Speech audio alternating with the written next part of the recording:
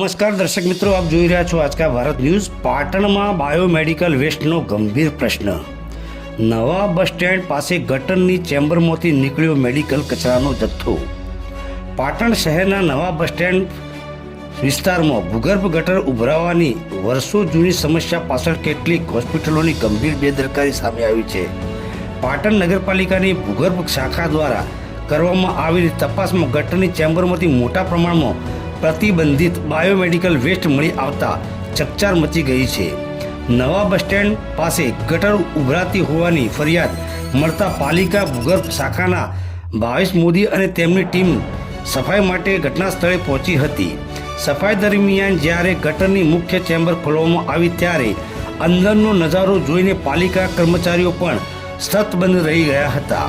ગટરની કુંડીઓમાંથી ladies pad, ઇન્જેક્શનની series, ગાભા અને અન્ય જોખમી મેડિકલ કચરો મળી આવ્યો હતો। કર્મચારીઓના જણાવ્યા મુજબ આ લાઇનમાં જેટલી વાર સફાઈ કરવામાં આવે છે દર વખતે આ પ્રકારનો બાયોમેડિકલ વેસ્ટ મળી આવે છે। કેટલાક ડોક્ટરો દ્વારા બાયોમેડિકલ વેસ્ટના નિકાલના ચાર્જ બચાવવા માટે આ રીતે ગટરમાં કચરો ફેંકી દેવામાં આવતો હોવાની આશંકા સેવાઈ રહી છે। મેડિકલ કચરાને કારણે ગટર લાઇનનો વારંવાર ચોકઅપ થઈ જાય છે, જેના કારણે રાહદારો, વાહન ચાલકો અને સ્થાનિક વેપારીઓ ગંદા પાણી અને દુર્ગંધોનો સામનો કરવો પડે છે। આ ગંભીર બેદરકારીને પગલે પાટણના જાગૃત નાગરિક અને વેપારીઓમાં ભારે રોષ જોવા મળી રહ્યો છે।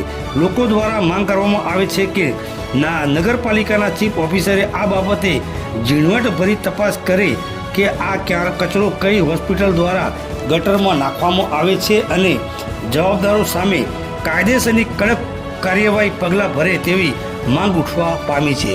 Reporter Iqbal Shah, Aajka Bharat news, Patan.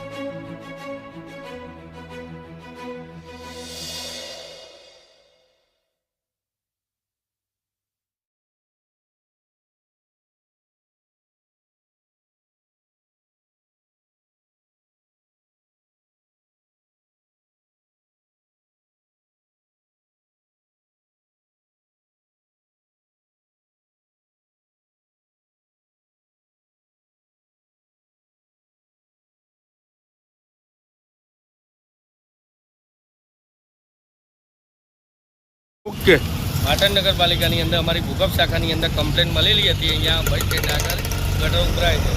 અમે અહીંયા ગટર લાઈન સાફ સફાઈ કરવા આવ્યા, તેની અંદર એક થોડો બાયોમેડિકલ વેસ્ટ મળ્યો છે કુંડીની મેથી।